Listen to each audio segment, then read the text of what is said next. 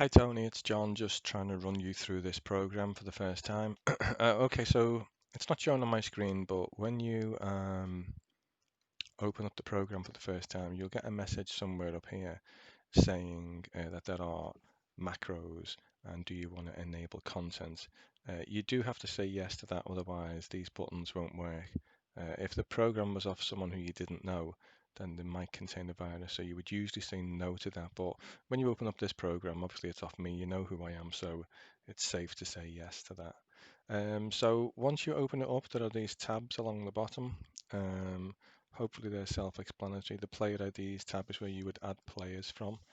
The Merseyside Championships is where the data for that tournament will be stored. The same with the Masters, the same with the Liverpool Open. And then there's a page for the grand totals. We click the update grand totals button once we've actually got some data into these other pages. I'll just maximize that. And okay, let's try and run through how this works. So it's important that really we do as little typing in as possible. That way we can't have human error. And what I've done is I've made these areas in each sheet dark grey. So if it's not dark grey, i.e. these ones, or anywhere else for that matter, you do not type anything into there. These will be automatically filled in when you put your data in here. So the user of this program only ever has to enter data into an area where it's shaded this color. If it's not that color, then you're not typing nothing into it. If you start typing into this here, so as you can see, these cells here contain formulas, these formulas here. And if you start typing into here, so if someone started accidentally typing in some data there and then clicked on the next cell, you can see now that these cells still contain these formulas, but you've overwritten that one. So now the program's basically broke. So not something that you want to do. So I'll just undo that. I mean, if you do happen to make a mistake for any reason, obviously there's always this undo button here where you can go back. So no matter what you do, any mistake that you make, just click this back button here. It's an undo button, or Control Z on the keyboard will do the same thing. So if I press Control Z on the keyboard, it just undoes that. And now, as you can see, once this cell's clicked on, the formulas are still safe up here. So yeah, don't panic. If you make any mistakes, just click the undo button, which is this one up here, or Control Z on the keyboard. And the other thing to remember is just only ever type information into these cells here, anywhere where it's shaded. So let's start with the player ID. Obviously this is a bit of a ball ache, but we've got to do it at some point. So you're going to have to add all the players. It doesn't really matter what order you add them in. The only thing that I would make sure of is from time to time, sort this list by the last name, and then that will give you a quick reference as to whether you've put the same guy in twice or not. So sorting by the ID will always list all of these players by their ID number, and that way you can work out who was the last player added. So these are just some dummy players here I've put in towards the end. So if the next player we were adding, if we were adding a new player called, I don't know, something like that, we don't type his name all in there. What we do is we type capital first letter for his first name. We then click, you can either use the mouse and click in here, or you can press the right arrow key to get from there to there, and then give him a nice capital letter again for his second name or his surname. Press enter or click on another square, and you can see that this box here now gets these two names, adds them together, and creates the full name. So just like whenever we only ever type into these shaded grey areas, we never ever type into any other square. And whenever you see data that has got a blue color to it, it's actually a formula. So this cell here is basically these two cells concatenated together. So whatever you put in these two gets added together and then it becomes that. So it's important that you just sort of reflect and realize that grey areas are for the user to type in, and any text or formulas or information on the screen that's blue is something that's being calculated by the program to produce an output at the front end. And as I say, maybe from time to time, you don't know if you've added someone, and rather than go through them all one by one, it's just quicker to click on sort by last name. And now what it will do is it will put all the players together in order of their surname. So as you can see here now, it's gone down. Obviously, it thinks that a number is alphabetically higher than the letter A, so it's going to put the numbers first, then the A's, the B's, the C's, and so on. So if we whiz down here, usually there's here we go, so some Joneses. So straight away we can see we've got a Jamie Jones, a Neil Jones, an Ian Jones, and a Chris Jones. So that would be a good way to check that you haven't put the same name in twice. Obviously, if you do get someone with the same name twice, it's not such a big deal because they'll still be signified by the fact that they'll have a different ID number. How you remember which one is which is up to yourself. Maybe you could change the surname to be, Jones and then 54. Maybe this guy's 54. Obviously, next year he would be 55, so the 54 would be useless. But maybe his surname could be Jones, bracket, and then 64 for the year he was born, because he's always going to be born in the same year. And maybe that's a good way to identify the two different ones. Okay, so we now know that this sheet here is for adding players' IDs, and it's a simple case of putting the first name in there, the second name in there, and then it will automatically generate the last name once you click outside these boxes. So we'll put it back in the ID order. So this is the player's ID. We run through and we can just add those as and when we need to. So okay, we'll go to the Merseyside Championships first. And for simplicity, we'll just say that the players who have entered this tournament are the first 32 in the IDs. Now, obviously, in real life, it wouldn't be that. It might be player 1, player 4, player 14. You would just have to go through and find out who they were. And again, that's a good time to start maybe sorting these by surname, because it's going to be quicker to find someone's name. If you know the guy's name is Jones, it's quicker to just whiz down to the J's and then find out what the person's ID is. Once you've got the person's ID, you can then start typing it into here. So it says tournament ID entries. So, if player 8 was in this tournament, we'd put an 8. If player 9 was in it, we'd put a 9, and so on and so on. We'll go back to here, put these back into sort by ID, and then back to the Merseyside Championships. So yeah, when we're starting the tournament, we need to have this page in sort by ID order. It's important that we do that because, as you saw then, when it was in last name order, it then produces a spurious result for these particular items for players number 8 and players number 9. So we need to keep this in ID order when we're actually running the tournament. So we'll put it back in ID order, and then that's fine. And it will now convert 8 into Jamie Jones and 9 into Paul McCulloch. And we can see from here that 8 is Jamie Jones and 9 is Paul McCulloch. Putting a number in is a much quicker way as also. It stops typing mistakes and it automatically puts the guy's name in. So if we had 8, 9, 6, Jimmy Jenkins goes straight in. So that's it's much faster than typing the guy's name in, and you can't do spelling mistakes either. 12, 11, whatever, it doesn't really matter. So as a test, we'll just put some numbers in here. We'll just whop this down to, 35, something like that.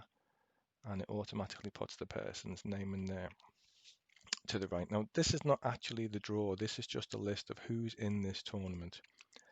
And again, we never type into these things, so it's important to really just keep your cursor in the grey shaded area, or just somewhere neutral, maybe like that, where you can't do any damage. Because obviously, if you start typing things in now, or hit the keyboard, you're gonna accidentally type into something where you shouldn't be typing. Okay, so we've got our list of players. What do we do next? Well, we want to get the players into the draw. And it will depend on, of course, how many players are in there. Now, there's a calculation here that automatically tells you, without you counting, how many people there are in the tournament. So we can see straight away that there are 35 players here. Now, obviously, 35 is a weird number because we're always trying to use a nice round number like 16, 8, 32, 64. So you can see straight away from the 35 that you would need to get rid of 3 players to bring it back to 32. And of course, the way you get rid of 3 players is you would draw 6 out in the prelims. And of course, the prelims would be the round of 64. So what you would do is you would get your first 6 players, 1, 2, 3, 4, 5, 6. and then they would want to be coming here. That would produce 3 winners and 3 losers. The 3 losers would be taken off the total, so the 35 would then become 32, and then we would be away. So how do we get the players into here? Well, there's these various buttons up here. We need to do a draw first. Now, you might want to do your draw manually, where the players draw their own names out of a hat on the day. That's fine. It's all transparent and in front of everyone. But for any reason you did want to do an automated or a random draw, there's this button. You don't have to use it, but it's there if you need it. You click on that, and as you can see, it randomizes all of these numbers and produces a randomized draw. So for the sake of this exercise, I'll use this button for making the draw. So I'll just click it twice more. Once, twice, there we go. So that will be our draw for today for this particular tournament where there are 35 entries. So we need to get rid of 3 people, and that will leave us with 32. Okay, what do we do next? Well, we can, if you do ever need to put these back in order, again, by the way, for whatever reason, there's a sort by ID number. And again, as you can see, you click on that and it puts them all back in ID. Maybe you want to check who's in it. Someone hasn't been put in twice or something like that. So that's just a useful button for doing checks. Again, I'll just click on randomize draw, and that randomizes the draw again. So what do we do next? So now we've got our tournament here to the right, and we've got these other buttons. What do these do? Hide IDs and unhide IDs. Well, the IDs for all the players at the moment have been hidden, but to run the tournament, we do need to unhide them. So when we click on unhide, you can see now that where we had our column for where the score goes in, there is now something that produces an ID tab as well. So the score for each tournament will go in here, and the same on this one and the other ones. And so we've got a column for our IDs, player IDs, and we've got a column for where the score goes in. We don't want to always have the ID on screen because it can get a bit confusing. So this is why we've got this option to hide them. So let's get some players into the draw. We need to get rid of 3 players, so we're going to have to draw 6 out. So we'll take our first 6. So we'll just select the first 6. 1, 2, 3, 4, 5, 6. And all that I did there was click and drag the mouse cursor down.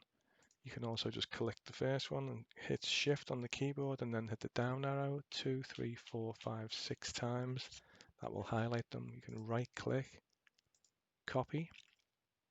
And remember, we can only type into the shaded areas, so we will now come here, left click on that, and then right click and choose paste values.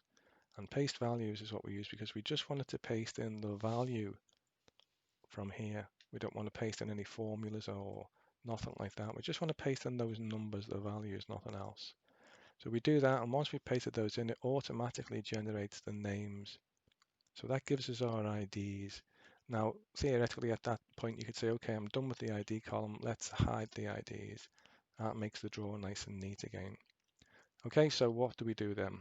So people go off, they play, and some results start coming in. And that will complete our prelim game. Now, if we've done this properly, then what should happen now is we should be able to take the rest of these numbers, right-click, and copy them as well. Copy them, and we should be able to come into the next column for the round of 32. And I don't know if it'll let me do this. Sorry, beg your pardon, it should be there, shouldn't it? I need to unhide the IDs. There we go. And we're going to be pasting these IDs into this ID column here. Yeah, it doesn't want me to do that because these cells here, as you can see, are a smaller size than these cells. So it doesn't like the fact that it's doing that. Okay, so that's no problem. So all as we do, if we just go to here and then we start transferring these numbers in. So we got a 5, we got 21, 3, no, but 12, 5, 21, 3, and so on. And we would go down and put all those in there. And that would take us all the way down to that point there. So that's us just putting these numbers straight into here, straight into here. 6 people in the prelim. Those winners, those 3 winners will come through, and then that will make our round of 32. So how do we get players and results in? So this column here is where the score goes.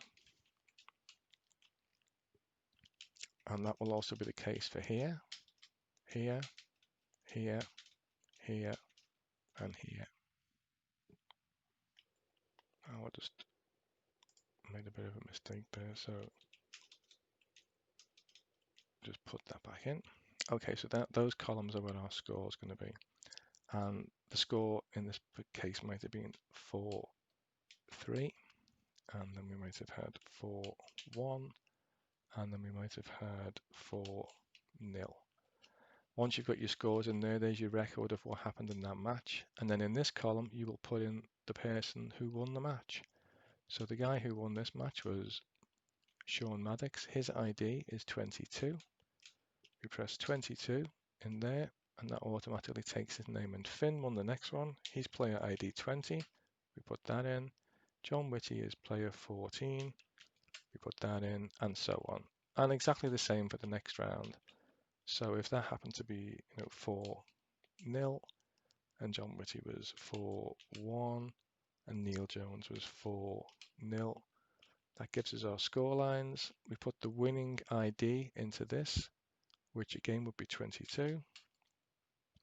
And then we've got 14. And then we have got 21. And so on, all the way through the draw.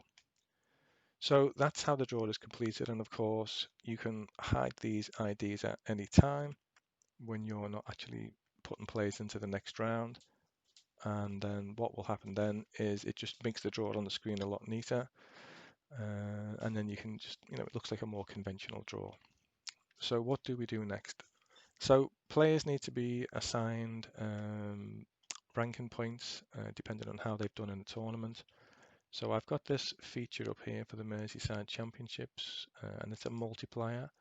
So all of the points that they get will be multiplied by 1.5. The Mersey Master, all of their players will have their points multiplied by 1.25, and then the Liverpool Open will have their points multiplied by 1.1. In other words, the Liverpool Open will carry less hierarchy than the Masters, and that will carry less hierarchy than the Merseyside Championship. So if you did the exact same in each of the tournaments, you would end up with more points for this tournament than that one, and more points for this tournament than that one, and so on. So how do we get these points? Well, once the games have been finished, we'll just put some dummy data in here for now. So I'll unhide these IDs again. We'll put some false scores in. It's not going to matter. We don't have to finish this whole tournament because you can see straight away in a minute that even with just this small amount of data, we haven't even got a player for this guy who was playing, but we'll just put 4-0 for now because it's not actually relevant. What this program does is it will count up the number of times in this grid here from the whole of the tournament starting, how many times a player's ID appears. So if someone's going to get beat here like Nathan Morris, player ID 17, then 17 is only going to appear twice. It's going to appear once in this column. It's going to appear once in this column. So it counts up how many times did each ID appear. And the more times your ID appears, that means the more rounds you got through, the more games you won. So it rewards more IDs, I beg your pardon, which signifies, getting further in the tournament.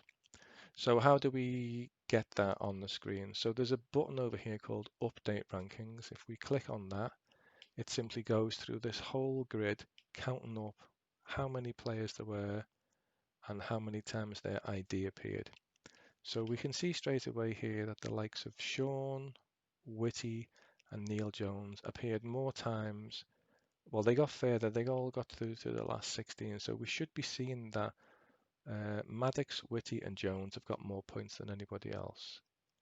And let me have a look down here. Yeah, so we've got Jones on 105. We've got Maddox on 157. And we've got Maddox, Whitty, and Jones. So you got Maddox.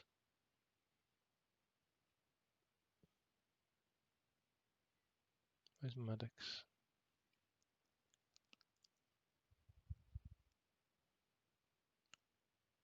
Can't see for looking. Maddox, there he is, 157. Neil Jones is appearing as 105 for some reason.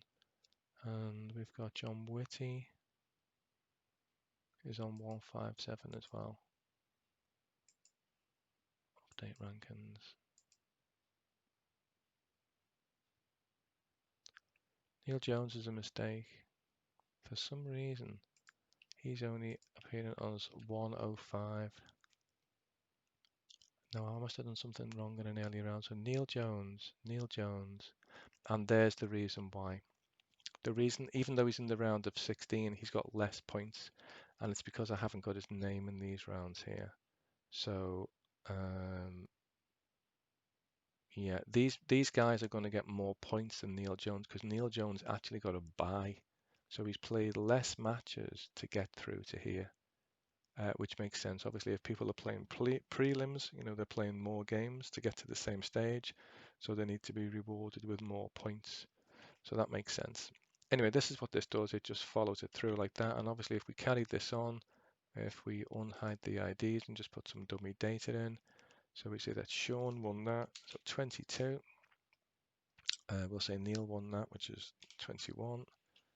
And then we'll say that Sean won that game for 2, which means that his ID will go there and his name appears. So now at this stage, Sean's name has appeared more times than anyone else. Let's hide the IDs to make the draw look a bit neater on the screen. Update the rankings. And we can see now that Sean Maddox here is on 262.5 points. And there's nobody else there who's got the same number of points as Sean because no one else has got as far as him. You just carry on like that throughout the whole tournament, and you keep clicking this update your rankings button, and that will populate this accordingly.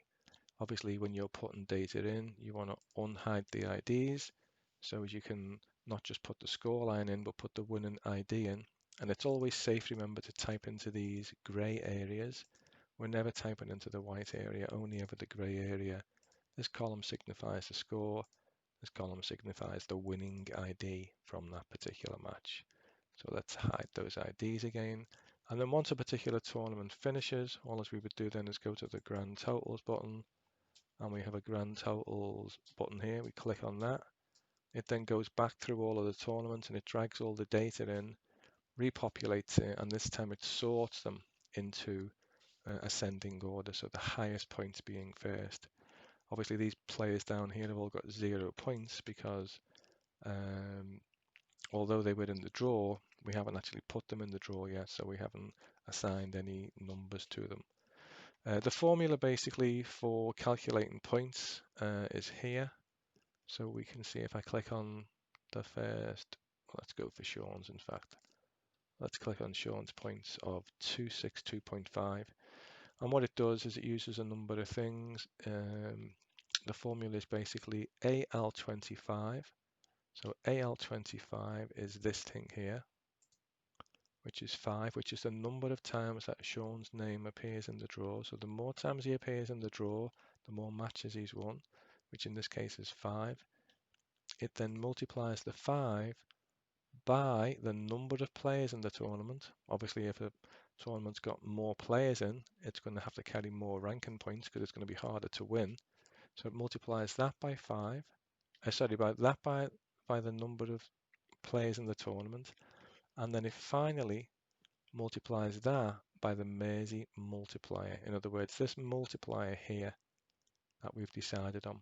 So if you had 2 particular tournaments with the same number of entries in, the player won the same number of rounds and everything else, then he will get the same number of points for each tournament. Apart from the fact that each tournament has a different multiplier. So the Championships has got a 1.5 and the Masters has got 1.25 and so on. So if you did the exact same in two different tournaments, you would get more points in one than the other, dependent on the multiplier or the hierarchy of importance of that tournament. So just to repeat that, I'll just put a bit more data into this one, just as a test. 1, 2, 3, 4, 5. So these could be any ID numbers. You know, not every player is going to go into every tournament, but we're just putting these in as dummy data for now. And obviously I need to unhide the IDs to get the draw going. So we will just copy these IDs here, right click, copy. In fact, what I'll do is I'll make that into 8. So I'll put 7 and 8 in there. I can then right click and copy. We can go straight to the last 8. And we actually now know that the IDs for the last 8 are going to be 1, 2, 3, 4, 5, 6, 7, 8. And there we go. So there's our last 8. We can then put the score in. So we want a column for score. Obviously, because I've been using this, I know what everything is, but people who are not using it or are only using it for the first time, I think it's probably important that I put the word scored at the top here, just to keep things completely obvious. So scoreline, don't know how we can possibly beat him, but what the hell. Let's put that in. Just put them at all 4-3, just to keep it quick and simple. And then the winning player's ID goes in, so that will be a number 1 going in there, which puts his name through. This guy was a player ID 3. This guy was player ID 5. This grey number here, remember? And then the last guy who won, his player ID was player 7. And then again, we just carry on with some scores. We'll do a 4 and a 1 there, which means that Eddie's player ID out of 5 will go in there. Let's move up a bit. We got Paul DeVille and John Welsh. Only one winner of that game, as we know. Not. Yeah, so player ID goes in there. And then we've got these two guys playing each other in the final. Good final. 147 in every frame. And then this guy. And then of course, once we got the winner, once the final's been played and we put the ID in, gives us our overall winner, and his name goes in that column there. We now click on Update Rankings, so it drags all that information in. Let's hide these IDs to make everything look a bit neater. And we can see straight away there that the guy who won, John Welsh, he should have more points than anyone, and he does. He's got 175. Let's see how he did in this tournament.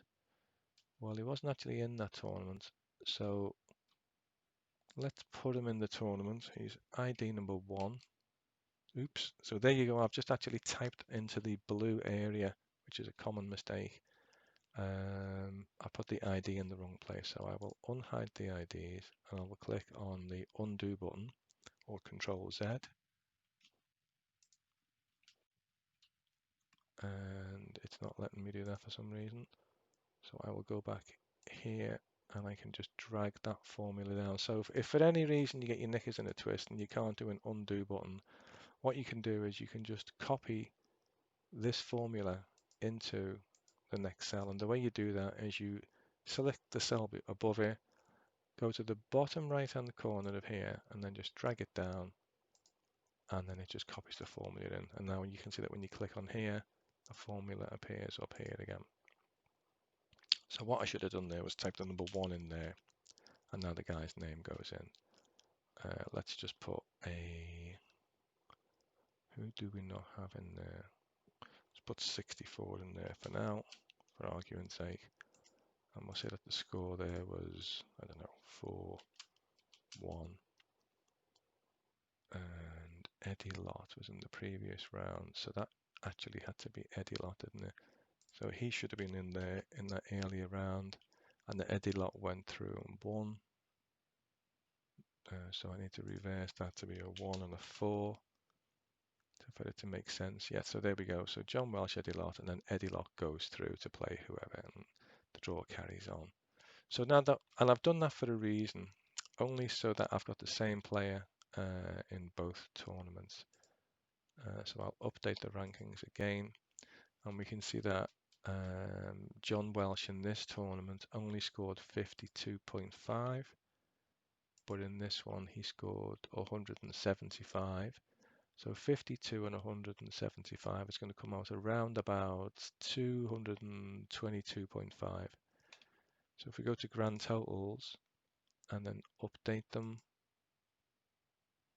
we get John Welsh coming to 227.5. So I've obviously added that up wrong in my head. But you can see from that what it does is it goes back through each tournament, drags all the data in, adds it up, puts it in order, and then orders it onto the screen. And that's just it, basically. You just repeat that process all the way through. And obviously you can expand this tournament in the future to do it over multiple seasons, or, you know, it can also be used for other things like sort of look into the future. So if, you know, if Sean, how can we do this? So let's have a look. So let's say we're getting towards the end of a tournament and Eddie's in second place, and he says to himself, well, I'm only so many points behind Sean. What do I need to do to get in front? So he could, and you could argue that, you know, maybe Sean got beat in the first round here. So you could start putting, you know, ID numbers in, and it would start putting points over here. You know, there's no players in there at the moment, but you could just, for argument's sake, pretend to put someone's ID number in, and then it would automatically put points on, which can be quite useful if people are trying to see, you know, what do I need to do, you know, to overtake someone in the draw. But that's it, basically. You get your player IDs, you put them all in there. You then you know, you will know who's in a given tournament, so you'll just put their IDs in there. It's a bit of a ball like doing it for the first time, but no different than writing people's names down. At least this time you're only writing numbers down. And again, you know, you unhide the IDs when you're putting your data in. You make your scores.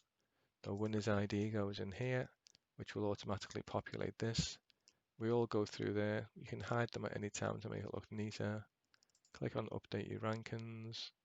Go to your grand totals, click on update that, and then it just repopulates it and so on. When you're in a given tournament, you know, if you finish with that particular one, you can just click on this clear all players button, and it will remove all the scores, all the players from that tournament. Update your rankings, that sets that back to 0. Clear all players for this tournament. Update the rankings, sets that back to 0. That one's already at 0. Go to your totals, update that, and now everyone's back to 0 again. And there you are, back to where you started. So hopefully that will shed some light on how to use it. It's relatively simple. There's minimal typing to do, apart from the score lines and the IDs. And of course, you know, as you go through each round, you know, there are fewer and fewer IDs to type in because there are fewer and fewer players in the draw. And most of the work is done by these buttons. So it's always easier to click on a button, which, you know, removes any human error, keeps it nice and neat on the screen. And yeah, it totals them all up and gives us a nice ranking system. So I hope that's okay. Any problems or questions, give me a shout, make some notes so that the next time we meet up, I can do any tweaking or add any features or remove any bugs that you might find. And yeah, let me know how you get on. All right, thanks for that, Tony. Speak to you soon.